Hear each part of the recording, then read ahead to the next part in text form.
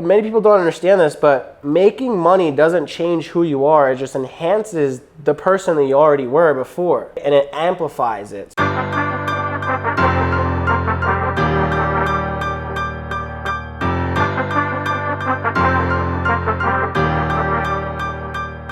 Welcome to the Partners Podcast, where you get exclusive behind-the-scenes access to entrepreneurs who are relentlessly building real, profitable companies. Join us as we ask them the hard questions so you can take away the mindset, strategy, and tactics that launch them to success.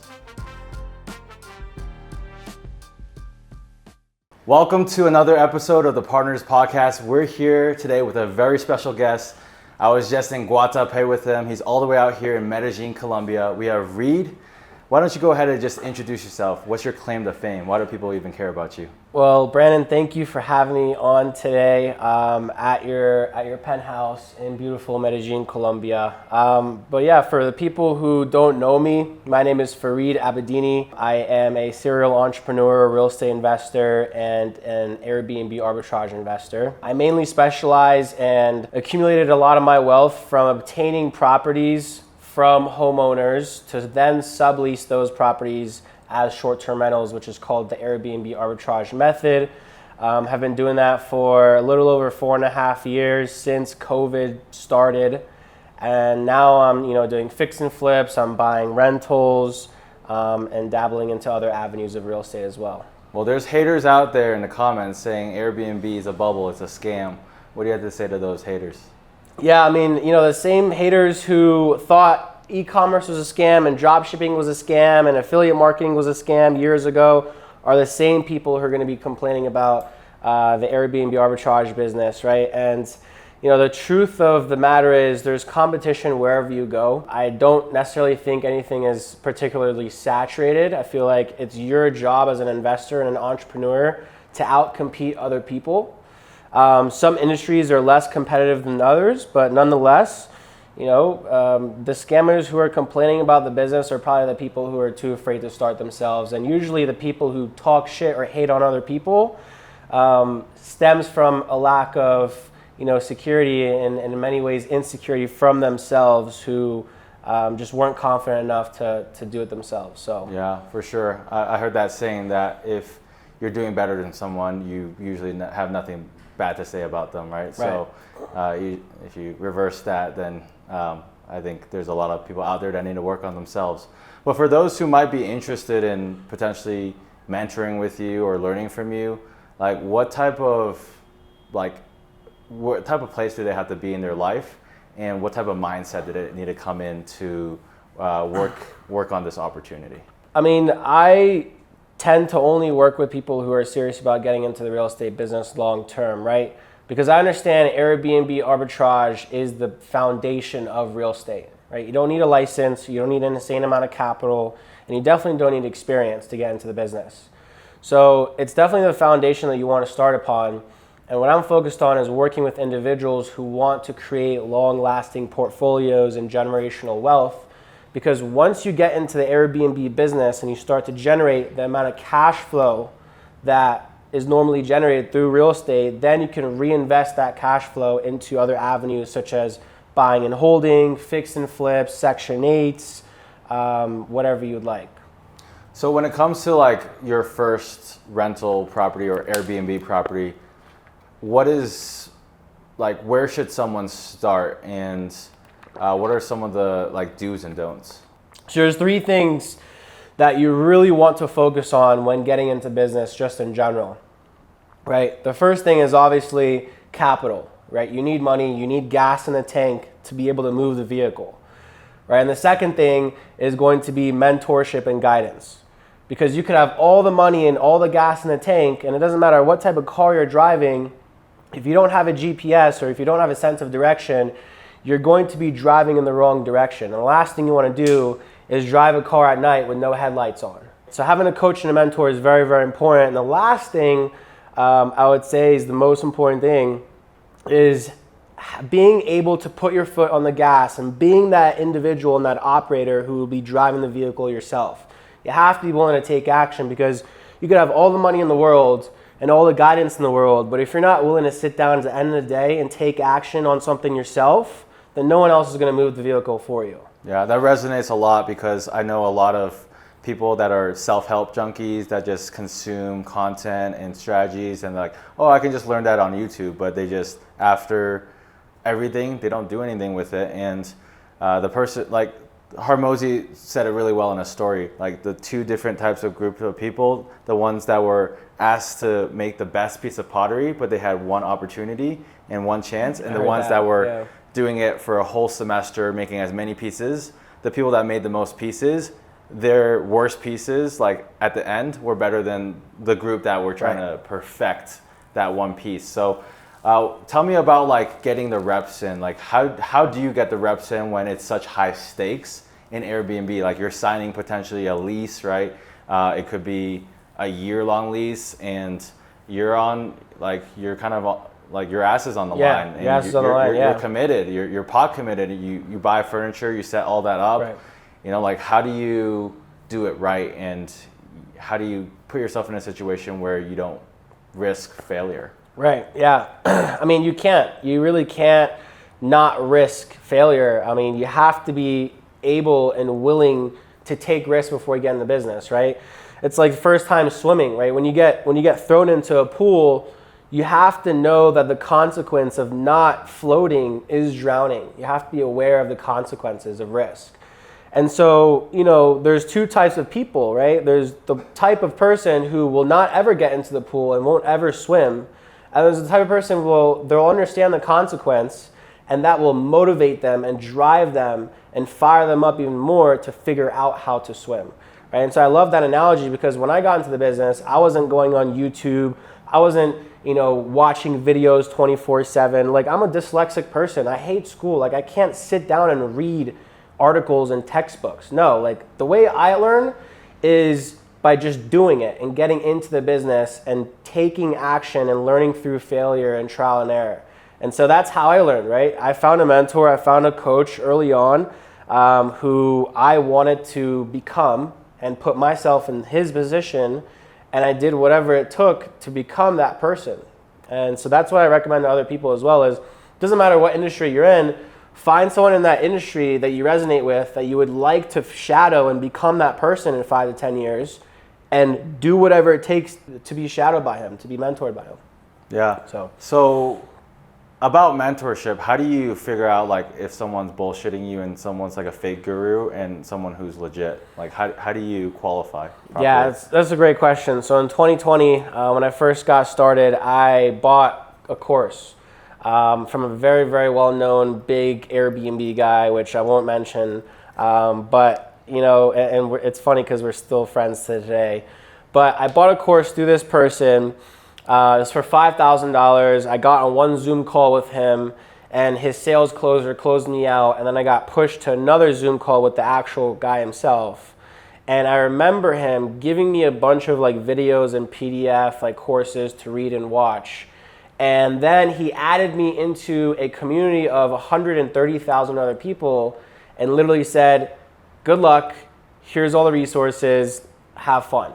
And I never talked to him ever again. And then, don't get me wrong, I learned a lot about the business, but I learned more so about myself and the way I'm able to learn. And it definitely isn't through courses, right? So that's when I started to look for like other sorts of guidance and other sorts of coaching. And then I found mentorship. I found my first mentor actually at a club, and I approached him and I asked him if I could, you know, work for him. I didn't know what he did. I didn't know what kind of business he was into. All I knew at the time was that he owned real estate, and he had like a $30,000 watch on. So then you're like, hey, I was like, there's something behind this watch. That's an AP, bro. That's a $30,000 piece he's wearing just casually. And like at the time, I really wanted the watch. It was so stupid, but I was like, how'd you get that watch? It was a conversation starter. But yeah, then I showed up to his office the next day, Monday morning, and I was ready to work, and I grinded my ass off. I ended up managing a few of his properties for free, and then I learned about real estate, and then I found out about business funding, how I can leverage the bank's money, and then I found another mentor in the Airbnb space. So It's very important to find, one or two people in your corner that you can trust, and just, obviously at the end of the day, do your research before you buy random shit online. Yeah. There's a sense of entitlement. Like I have employees, I have a lot of team members, and most of them want to get paid first. Yeah. And that leads me to asking, why were you willing to work for free? Like what is the mindset and strategy behind willing to work for free? Yeah. I feel like everyone at some point should be able to pay their dues humbly. Everyone gets humbled at some point, right? I still to this day, I speak to all my mentors. I have 3 or 4 of them who are multi-billionaires. And every time I speak to them, I learn something new, right? And, as long as you have that mindset where like there's levels to this game and you're not better than anyone else. I have mentors who mentor me, my mentors have mentors, and then the list keeps just going on, right? And then I mentor other people. So it all starts somewhere. I mean, my first mentor that I got, before the guy I met at the club, my first mentor that I ever got, I slept on his couch for 6 months straight. Like in a shotgun row home in Philadelphia, the AC was busted. It was freezing at night, like 1 bathroom for 4 guys. It was crazy. I slept on the couch for 6 months straight. I learned everything there was to know about the real estate business. And I did it for free. My parents thought I was crazy at the time. All my friends thought I was crazy at the time. This was in the middle of the summer when, people were traveling, going on vacations. And I knew that, if I wanted to, become like anyone in life, someone in life, I had to put myself through some sort of adversity. And I knew those times would pay off. And now fast forward to today, I'm doing the same thing with other students all across the country. And I'm flying other, students out and having them sleep on my couches. And every person has the responsibility to give back. So I truly believe that once you make it and you're financially able to give back, you should be able to do that. For sure. Yeah, you give a lot of value for free on Instagram. You have to, yeah. Yeah, and I love seeing that. When it comes to your journey as a human being, who were you when you were younger? Like, who was Reed in middle school, elementary school, high school? Like, how did you evolve as a person? And what are some things that you had to leave behind to become the man that you are today? My parents are first generation. They moved to this country 34 years ago. They had no money to their name. My dad was a taxi driver and my mom was a school teacher. So growing up, I was always hustling, and I grew up in a very, very rich neighborhood. All my friends had trust funds. And my parents did that and put us in that position so that we could hustle and so that we could have the good environment and to understand what it feels like to be wealthy and rich. And I'm very thankful for that lesson that they gave us. And so at a very young age, I was always comparing myself to other people. Why can't I have this car? Why can't I wear these clothes? Why can't I be going to the movie theaters or going to these vacations like my other friends are doing? And so many people tell you not to ever compare yourself to others because it's toxic.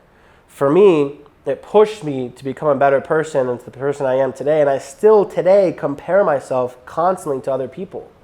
Why is this guy, my age making significant more amounts of money? Why does he have this car? Why does he have this house, right? And so, again, that goes into the concept that I mentioned before. There's levels to the game.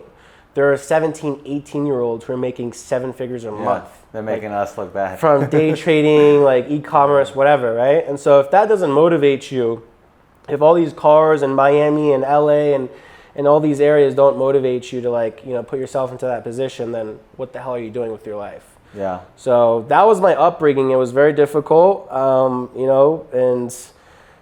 but it was necessary for me to go through that, for sure. That's the adversity. Yeah. What about you? What was your upbringing look like?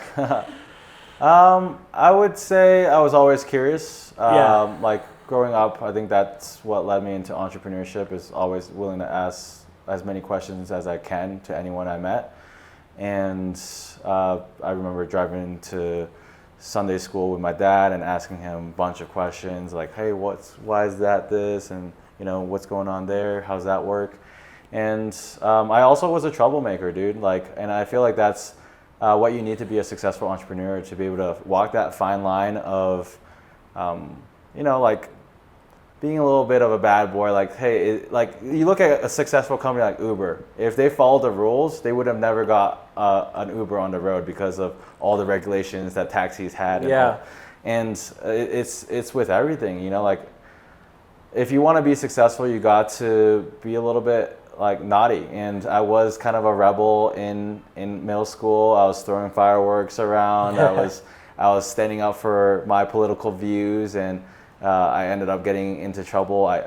I punched a girl in the boob, not even gonna lie. But she hit me with her lunchbox first, and you know, fair, yeah. I wasn't trying to, you know, be like, oh, guys can't hit girls. I was like, it's like almost self-defense. It was my initial instinct. When I get hit with a lunchbox, I'm gonna go boom. That's fair. And so That's fair. I was on like the talk shows and everything. This one kid punched this girl in the boob in middle school over, you know, I think it was like George Bush versus like Barack Obama at the time. And no way. My dad had a pretty strong opinions, and that rubbed off on me at the time. But we'll not get into politics. But there was that, and you know, I was a little bit troubled for sure. You know, my dad and I didn't get along. I would consistently get kicked out of my own house, and I was on the streets. I was either staying at my friends, Wow. you know. And then that taught me, you know, something different where like your home, your family is where your tribe and people that understand you, that are compassionate towards you are. And also that, you know, understanding what tough love meant, because getting kicked out, that made me a more independent human being, someone who was determined and self-reliant. And I would say that was like probably a ripple effect of me first running away when I was in elementary school. Damn. And you know, I dive into that. I got in a fight with my mom and dad. I said something ridiculous like, I just want to kill you, mom, or something. Like something that obviously no kid should say. And my dad got really upset, was chasing me around, put on my jacket, grabbed my Game Boy with my Pokemon Blue, and I said, I'm fucking out of here. And I remember like there was police with dogs searching for me in the forest. I was lying underneath my this boat that was in like this abandoned boat that was in like our backyard in the forest, like near the forest. And you know, it was snowing too at the time. Like there was like 2 feet of snow. Wow. And so like I'm sure that it was harder for the dogs to find me then. You were like buried in the snow? Yeah, and then the whole time I was just like, God, I can't wait till I grow up and I can work so I can make my own money. And maybe I can buy a NyQuil worm light so I can play this Game Boy, because I can't see shit right now because there was no backlight back then on the Game Boy. So that, like, I was always a rebellious kid, and you know, always a little bit naughty. You know, I sold weed in college. You know, it's a harmless drug in my opinion, but it was illegal. And I'll admit to it. And I got caught up with the police, and then I realized that I could take all that energy and hustle and my addiction for video games and channel it into being a productive human being and treating life and business and entrepreneurship like a game, and figuring out how to up my stats, how to up my sales game, how to up you know, how I manage and lead people. And that's led me to the success that I've had today. So I'm very thankful for a hard upbringing, and I'm very thankful for, you know, getting getting that experience firsthand where, you know, I see a lot of people that have had easy lives growing up, and they just, nothing against the white picket fence and the easy, you know, life.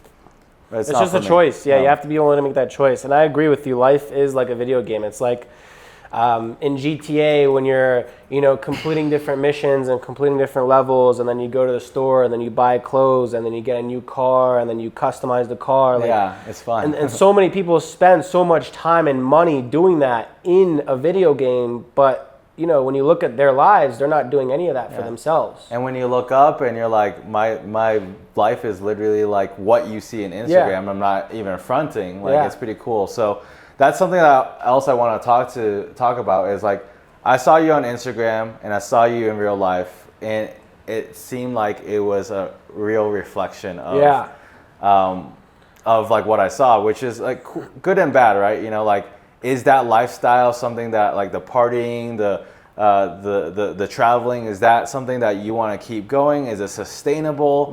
You know, is that something that you're just using as a marketing, you know, tactic, like to get the people to be like, hey, let me get your attention and then let me try to educate you? What's that reality, and how's it tie together with like your base reality?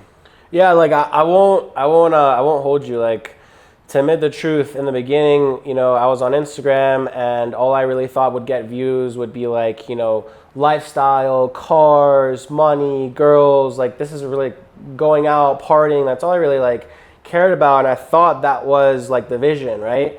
And then I started to see myself separate from like this online personality versus like who I actually am in person. Right. And then now I'm just like, you know what, I'm just going to live my life and record it and have videographers around me to record the entire process, the goods, the ups, the downs, day in the lives, of me cold calling leads, with my team, etc.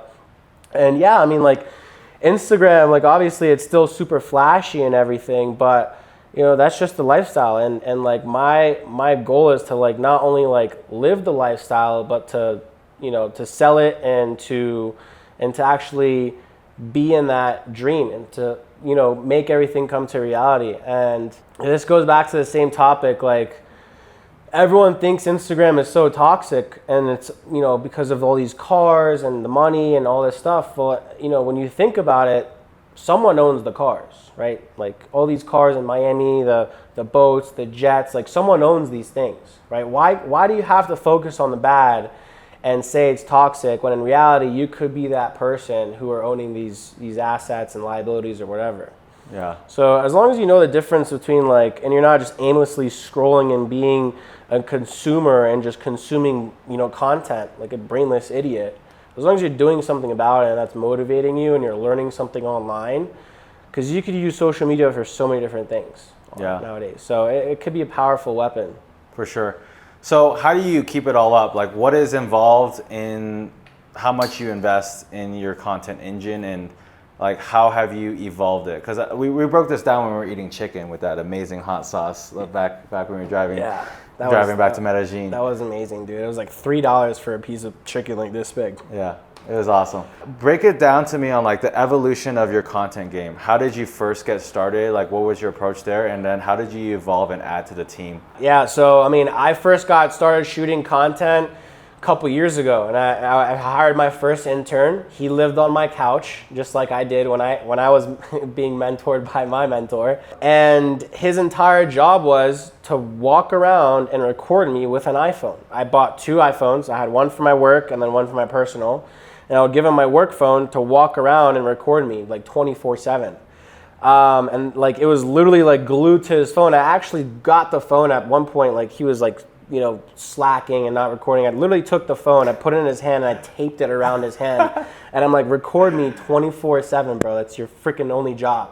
Yeah. And I, in exchange, just gave him everything I knew about, the real estate game, about the Airbnb game. And, I was providing him value, and then he was providing me value. So it all started with an iPhone camera, bro. And then I just started to just post more relatable content, like more day in the life, more cold calling, like raw footage, like less editing. And now I do a mixture of everything. Now I post value content, I post podcast content, I post travel content, lifestyle content, whatever it is, dude. I'm just, my secret sauce is just quantity. I'm just pumping out as much as possible.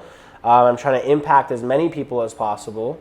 Right? So I'm less focused on the views. I'm less focused on, what other people are going to think of me. And I'm more focused on if one person can gain value from this piece of content that I'm putting out, that's all that, matters. Yeah, for sure. Yep. And then how much do you invest in all that between time and resources like capital? Like in a given month, how much time are you investing in creating content? I mean, I spend a lot in marketing. I have 2 full-time videographers.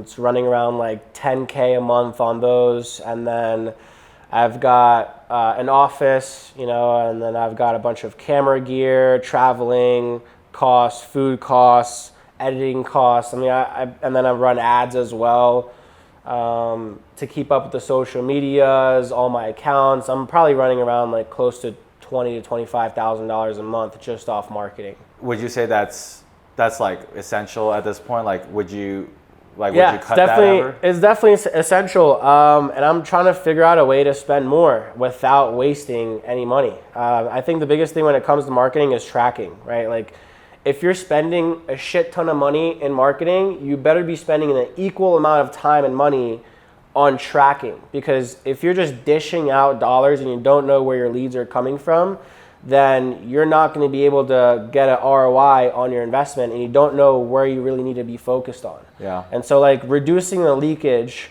of leads is one, but also tracking where you're getting the highest quality of leads down, and like knowing your audience, right? And then once you know your audience, then push out content that gears towards that audience, and then just double down and throw more money into it. So, test first, figure out what works, and then just double down. Awesome. Yeah.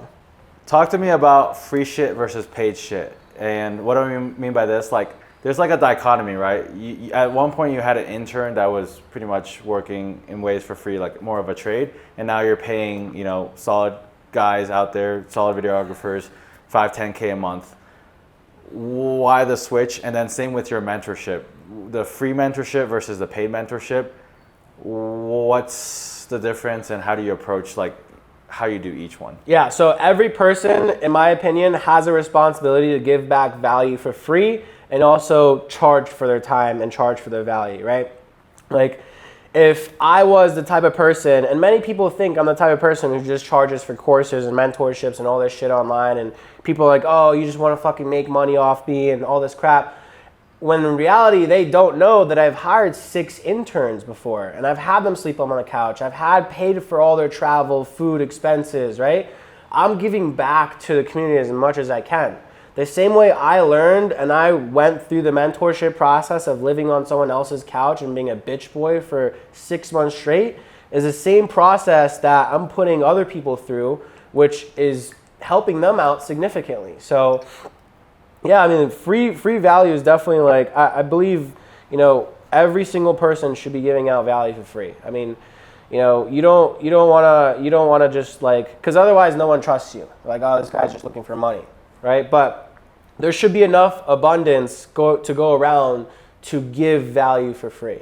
And it shouldn't hurt you and it shouldn't affect your business to do that. And dude, at the end of the day, that's why we're here. That's why God put us on this earth, is to provide value to each other. And I'm a man of God, and I understand that. And that's why I do it. Yeah, that's beautiful. With interns, do you still take on interns? Why or why not? And if you were to take on an intern, or give me advice, like if I've had my fair share of interns, and it's always been a miss more than a hit, because I usually find out I'm giving a lot more than I'm even receiving. Like you said, it's more of a give than a take. Even if they're working for free, there's a lot of responsibility to make sure that, of course, you're giving them something that's worthwhile for them, their time, right? How do you approach that? Yeah, I mean, I have a pretty good social media, so to find an intern for me is pretty easy. I just post a story and I get 75 to 100 applicants in 24 hours. But yeah, I mean, you really just have to vet out, who's the hungriest, who's going to be willing to do whatever it takes, right? And honestly, who's the most fucked up in the head and has gone through the most amount of adversity in their life, right? You don't want an intern who's had it all, who has money, who hasn't gone through a single piece of adversity or a single, piece of trouble in their life. I want someone who's mentally fucked up and depressed in the head, who's hungry and willing to do whatever it takes to win. Those are the types of people I want on my team around me, right? And then, just basic things my first intern was a boxing coach. He was an amateur boxing fighter. At the time, I wanted to get into boxing. And I couldn't afford to pay anyone for lessons because I didn't really have the time nor the financial capacity to do that. So I hired him as an intern, and he was training me in becoming a boxer, and I was training him to do real estate, right? And then the intern before that was the guy with the camera that had glued a phone to his hand, and he was recording me. Yeah. So just small things like that, and then after a while you start to understand, after a 30-day trial basis, you're like, all right, do I want this person in my life long term or not, right? And usually it was kind of hey, you're providing value to me, but I think we've overgrown each other, and I just kind of went to the next person. I'm at the point right now where I'm pretty good with my team. A lot of people are always asking me if I'm taking on new interns, and I always respond with, hey, like, I will let you know if I figure out a way to clone myself. I will post another story and so we can intern you. But until then, I'm pretty good. I got a good team, and yeah. Yeah, that's what about you? cool. Did you have any interns? How did that go? Yeah, I mean, I've had my fair share of interns. They lived with you or no? No, and that's cool. That's something that I would like to explore, but I'm kind of boring. I wake up and I sit there for 8 hours, and if the intern wants to record me on a call and clip those up, I have video editors that can clip up my my calls and whatnot. Right. So I would say yes, I've had my fair share of interns, and usually it's more work than it's worth personally, because a lot of, like, when you think about interns, most of them I've seen, at least because I don't have a social media like clout like you, where I can just call upon 50,000 followers, like, who wants to like be here and do that and do this. They're usually college students that, like, they're overcommitted, and they're like doing college. Overqualified or overcommitted? Okay. Like, they're in college doing school. Yeah. They got too much shit going on. Too much shit. They want to party as well. And nothing's a priority. They're not like all in. And yeah. I haven't found an intern yet that's like truly all in. I usually just end up hiring someone that is looking to go all in. Yeah. And I don't mind exchanging value, because I know that they need money in the bank to pay for rent and food and whatever. And so I'd much rather pay someone and get a fair exchange of, like, hey, they're committed to 40 hours and they know that I'm paying for them. Yeah. And having that transaction, because those people are usually the ones that I can create a long-term win-win relationship with. And I'm also trying to attract people that I don't have to, like, bring from like ground zero to like one. Like, you got to come in with a skill. You have to come in with some sort of skill. Yeah. Yeah, and I think also, I don't know. I wish we could switch spots and I could see what the interns you had were like, or maybe you can pass me a few. Like, for those who are watching, whoever wants to intern for sure. me, Yeah, I'll post a story for you. I'll pay for all your food. I'll pay you to fly out to Medellin. The biggest thing is like finding someone who's young.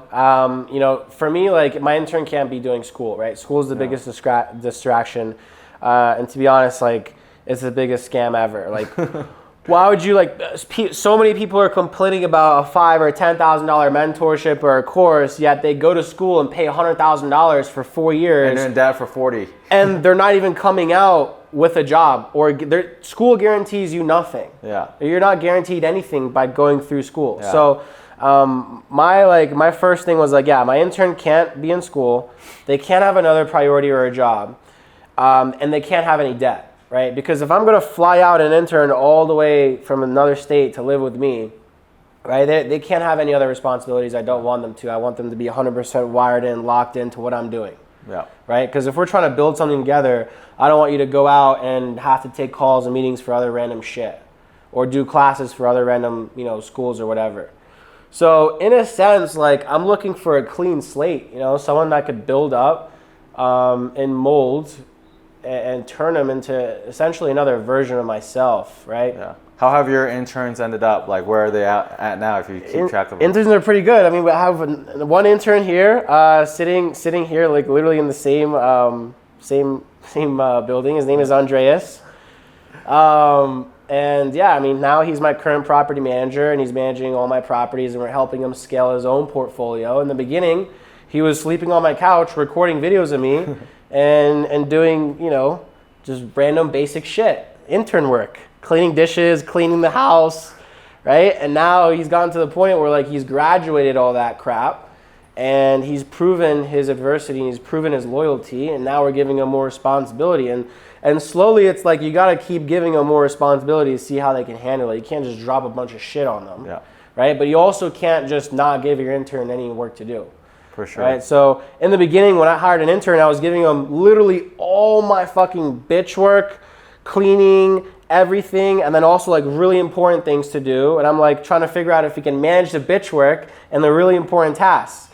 And then I was also giving him tasks that didn't really matter if he completed or not, but I made him complete it. And tasks that I understood, like, all right, if he does this task great, then great. Like, I'm going to get value from it. If he doesn't, like, I was giving him aimless bullshit, like, random tasks to do. And those are the tasks that, build character, right? And so there's a variety of different things. I was analyzing him to see how he was going to be handling stress. That's the biggest thing is when you give people tasks and responsibilities to do, I'm the type of person to overload you off day one. I want to see, my biggest thing is how are you going to be able to respond to stress and under pressure? Because that's what this business is all about, right? And then when you can understand how that person responds to stress, then you can start to dial back and peel the onion and figure out, okay, well, this guy's legit. Let me start to give him more legitimate things to do and give him more legitimate responsibilities. I like that. Let's talk about you when it comes to like demons and trials and tribulations. What are like some of the chapters that you've had to flip through and that you're facing today? Tell me about the dark stuff, maybe stuff that you don't talk about every day. Dude, I really don't have any dark things. I mean, I'm the type of person where like I generally don't believe in demons. I don't believe in depression. And I don't believe in any of that crap. I mean, I'm at the stage in my life where, I'm thankful for what I have, and I'm moving very, very fast. And I truly believe that if you're moving towards a very, very, good trajectory and you have good people in your life that you're surrounding yourself with, there's nothing that you have to be depressed about. What do I have to be depressed about, bro? I have everything, right? I could have more. Right? But I also could have terminal cancer and be homeless in a third world country. Right? So comparing yourself to other people, good and bad, keeps me level-minded and level-headed. I honestly don't deal with. What about burnouts? Have you ever faced that where you've overworked yourself? And how do you take care of yourself in that sense? I used to burn out a lot. I used to get incredibly fatigued. I didn't know myself. And I was giving myself a bunch of tasks to do. I mean, I'm a workaholic, right? I'm gonna work, to the day I die. I could be retired for the next 10 years right now if I wanted to, but I'm not gonna do that because I just can't. I can't sit around and watch TV and eat potato chips on the fucking couch. Like I don't know how people do that when they're retired. But so it's all a balance. I don't work weekends. I go to the gym every day. I eat very, very clean, very healthy. And it's just basic things that, are in my life that I have non-negotiables that I set for myself. And if I hit those non-negotiables, then I'm not going to ever burn out. Yeah. You're maintaining your engine and like a car, right? Your vehicle, like you're making sure that you're I mean, you have to have your own lifestyle and set a routine for yourself, but then you also have to just be, able to just say, fuck it, let's go to Colombia for a month, right? Yeah. And so what I'll do is sometimes I'll just work like a workaholic maniac for 6 months straight, and then in another 6 months, I'm going to be totally MIA, like off the grid, fucking off in a different country on an island somewhere. So as long as you have that balance, the issue with nowadays is a lot of people who have jobs and, they have in-person responsibilities, right? That's the biggest thing is like, if you can figure out a way to make money online in today's day and age, you're so well off because you don't ever have to be located anywhere. You can say, fuck it, I'm going to book a flight and I'll be in, Mexico tomorrow if I could really do that, right? Yeah. I feel like that's the biggest thing, bro. If you can have the ability to make money online, you will never burn out ever. Because your lifestyle is constantly changing. You can do different things. You can switch it up whenever you want. If I'm a truck driver and I have to pick up garbage every single morning at 6 a.m. from other people's houses, I'm going to be fucking burnt out, bro, because I don't have another option. Yeah, burnt out by week 2. Yeah, bro, my life is dependent on a paycheck. I have to be doing the same shit every single freaking day. But my lifestyle right now is not dependent on a paycheck. I could be anywhere in the world, be doing whatever I want. I'm still going to get paid from my passive income from all my properties. Amazing. So someone like you probably get thrown opportunities left and right. People want to do business with you. People want to do deals with you. People that want to give you money. Who do you say no to? What do you say no to these days? And how do you qualify an opportunity?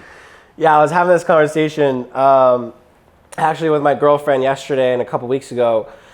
Not all money is green. I'm a very, very big advocate in that, right? So, and I tell this to everyone too, not just my girlfriend, like everyone, my intern, mom, parents, friends, investors, not all money is green, right? And when you start to understand that, then you start to take all the headaches out of your life, right? Things that will ruin your reputation, clients that will be burdens, right? That are gonna call you at 2 a.m. because they're dealing with some fucking emotional bullshit. I don't like to take on clients that are emotional either. It's like, I don't want to talk about your problems, bro. Like, I'm sorry, like I love you as a person, but I don't give a fuck about your problems.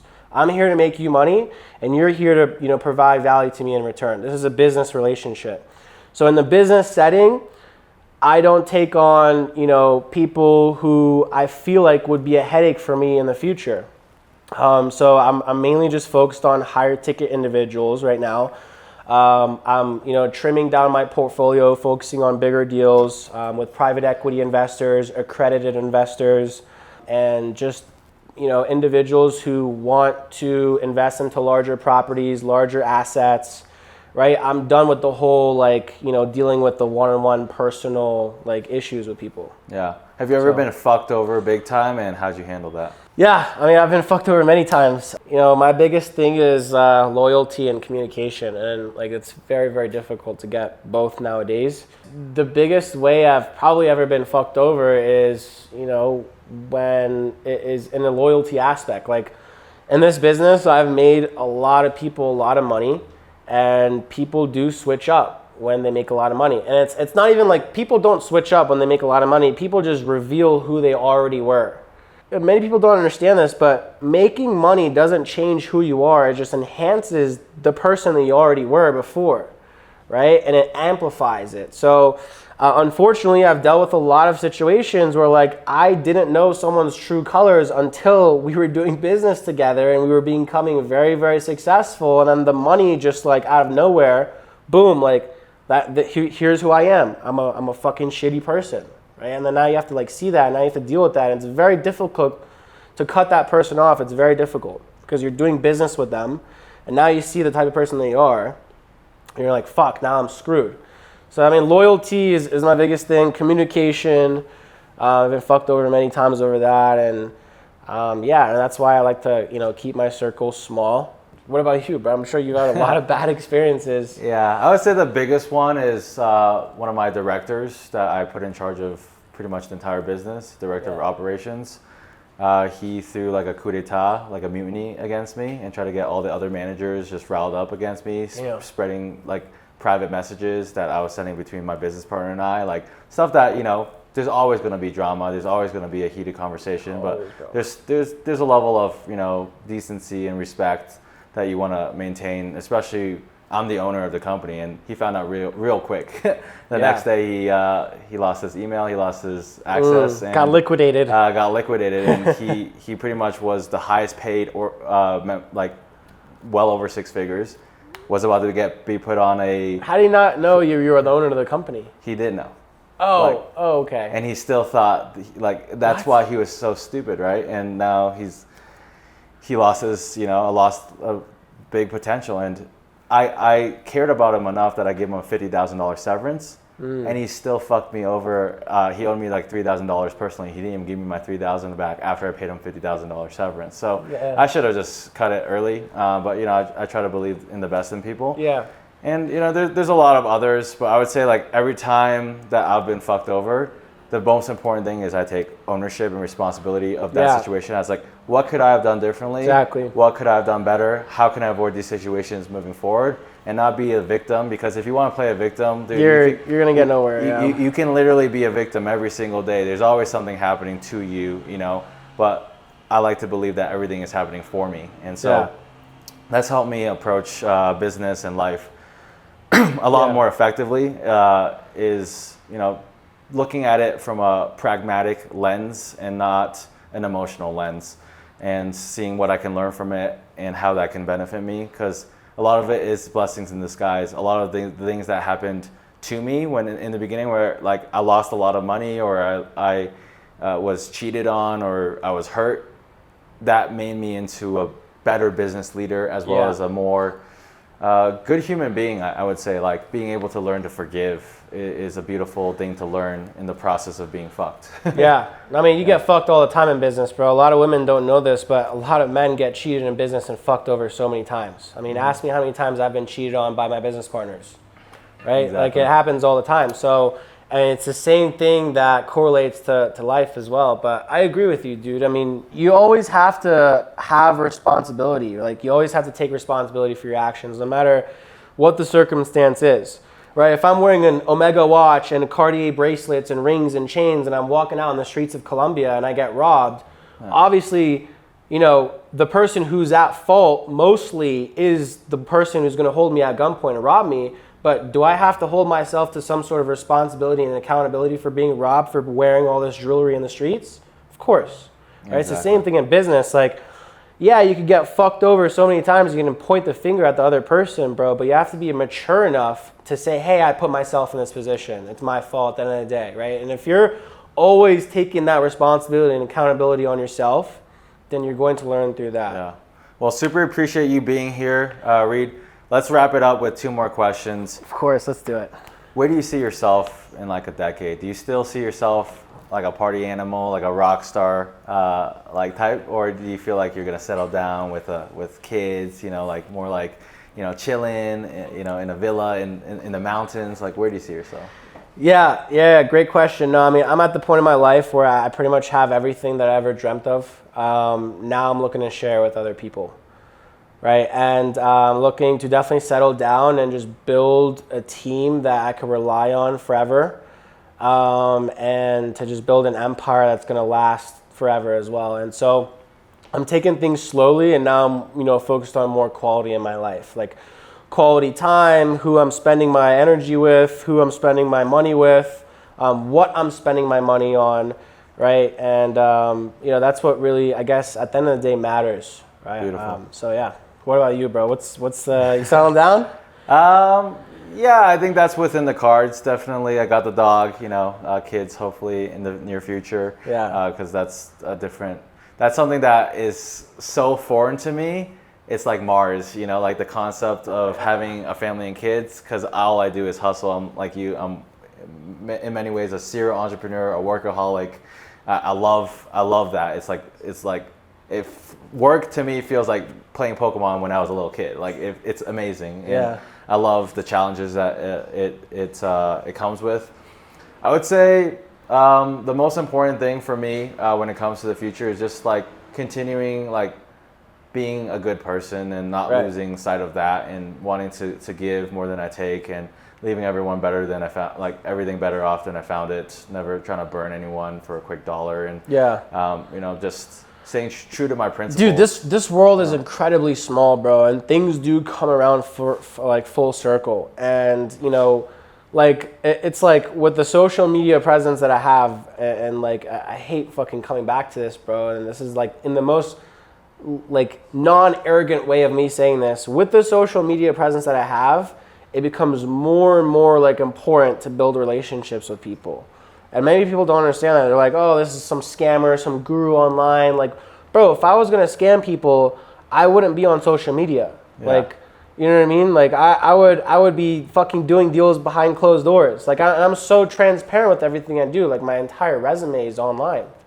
So, yeah, bro, doing, like, relationships is so important, bro. And things come full circle. It's a very, very small world we live in.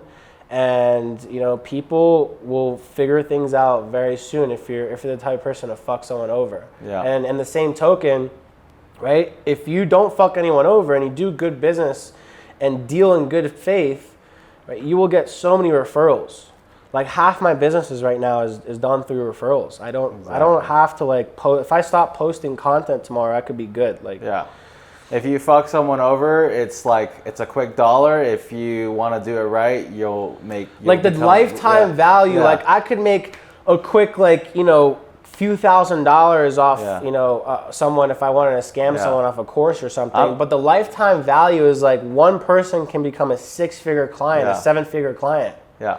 Right? Imagine if I help someone get a shitty property on their first deal and then they never come to me anymore to get more properties. And on the same token, imagine if I help that one person obtain 10 properties and now they've got a real estate portfolio that they've amassed of over 7 figures. Exactly. And those are the people that you can really build true wealth with. So I welcome anyone who wants to fuck me over early and fast, you know? And like, fuck me over from the front, not the back. Let me know. Let me see it right there, clear as day. Yeah. So the last question is, if you were to like just time travel back to talk to yourself 10 years ago, the younger Reed. I get this question a lot. What is the message that you would leave with him, and maybe the same? Hopefully, that's the same message you would leave with the rest of the world. Yeah, I get this question a lot, Reed. What would you do if you had to go back in time? It's finding a coach and a mentor that you could truly look up to, that you could talk to, that you could call, that you could rely on, and someone that you see yourself becoming in the future, right? There's no point of complicating it, right? If I want to become a pilot, I'm going to learn from someone who's been operating planes for 10 plus years. I'm not going to go to a classroom and sit down and learn how to become a pilot, right? If I want to become an entrepreneur, I'm not going to go into a classroom and go to school and learn from someone who's never done it themselves before. Yeah. So just learn from other people that have made the same fuck ups and mistakes and have been doing what you were doing when you were that age, and just do whatever it takes to become that person. Live on their couch for free for 6 months. Bring them dinner every single night, right? Clean their fucking laundry, wash their clothes, or pay them for mentorship. Do whatever you can do to be around that person. I love it. Well, thank you so much, brother. Fuck yeah, bro. Let's get it going. Let's go.